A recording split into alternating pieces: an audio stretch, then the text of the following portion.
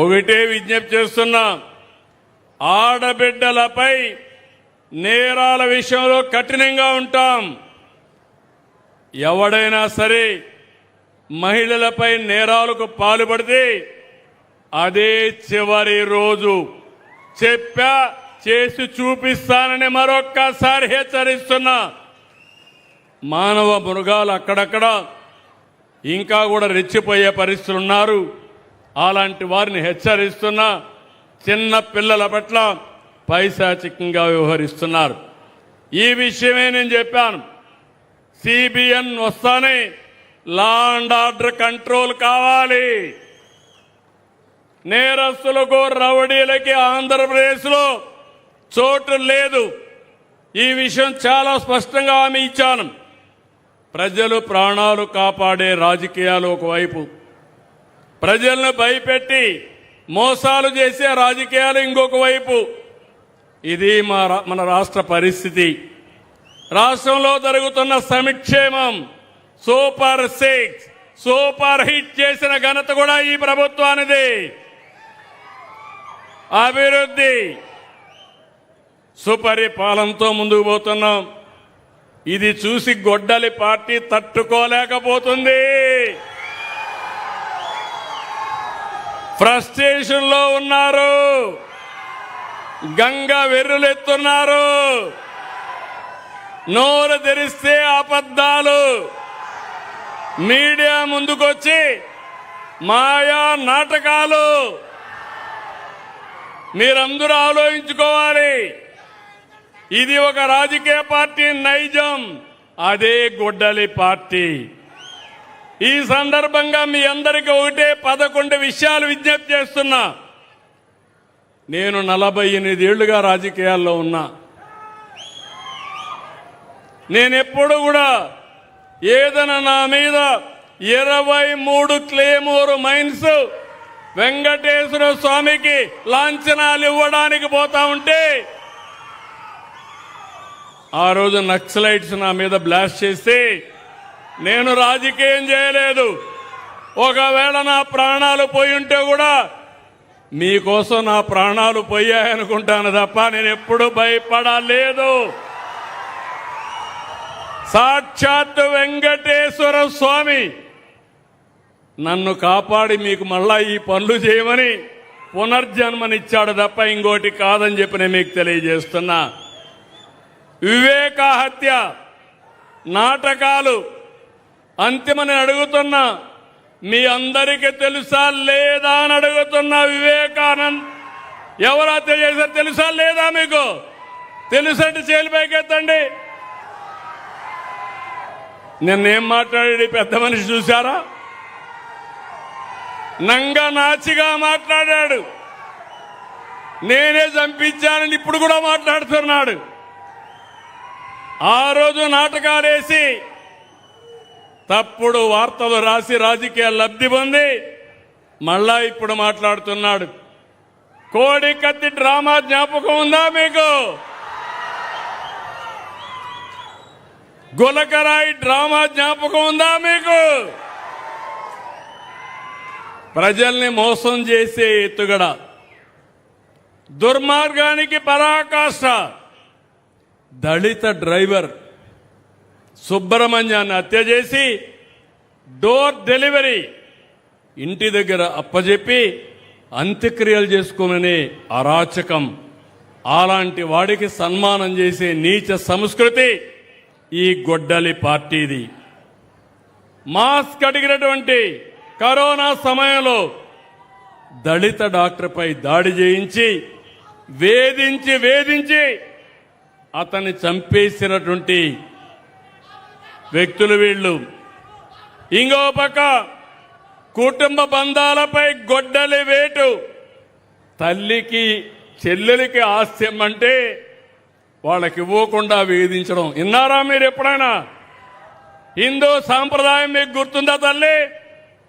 తల్లిదండ్రులు సంపాదించిన ఆస్తిలో అందరికీ సమాన హక్కు ఉంటుంది కదా అని అడుగుతున్నా. తల్లికి తిండి పెట్టని వాడు పెన్నమ్మకి బంగారు గాజులు తొడిగిస్తారా అంట. అట్లుంది ఈయన వ్యవహారం. ముందు మీ ఇంట్లో అన్నా ఏమమ్మా కరెక్ట్ అవునా కదా? తల్లిని చూడాలనా లేదా బిడ్డలు? అలాంటి తల్లిని చూడని బిడ్డలు మిమ్మల్ని చూస్తారంట. చూస్తారా? నమ్మకమేనా? వాళ్ళ చెల్లిని చూడలేకపోతే నిన్ను చూస్తారని అడుగుతున్నా నేను.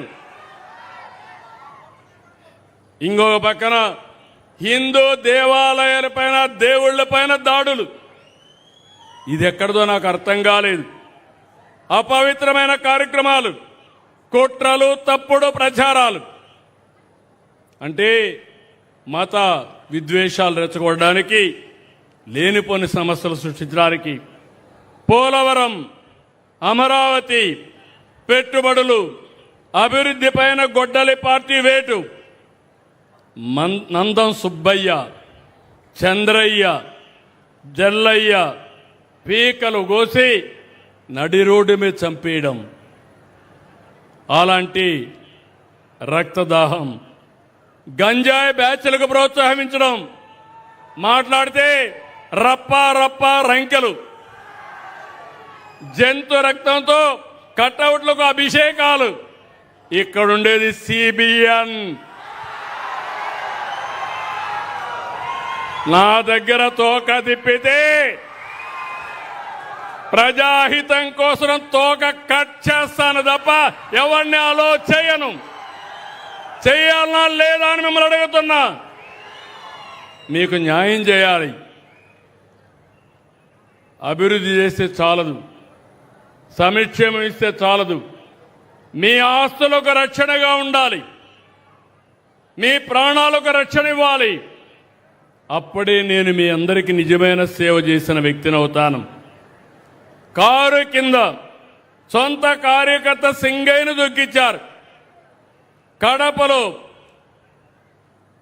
అవినీతి ఆస్తుల పంపకాల కోసం పెద్ద దస్తగిరిని చంపేశారు.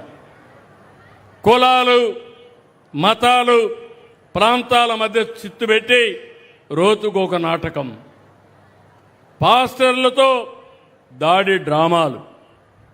5 ఏళ్లుగా రాష్ట్రంలో ప్రతి ఒక్కరికి నిద్ర లేకుండా చేశారు. ప్రజలకు నరకం చూపించారు. కడాన నన్ను కూడా ఏం చేశారో చూశారు.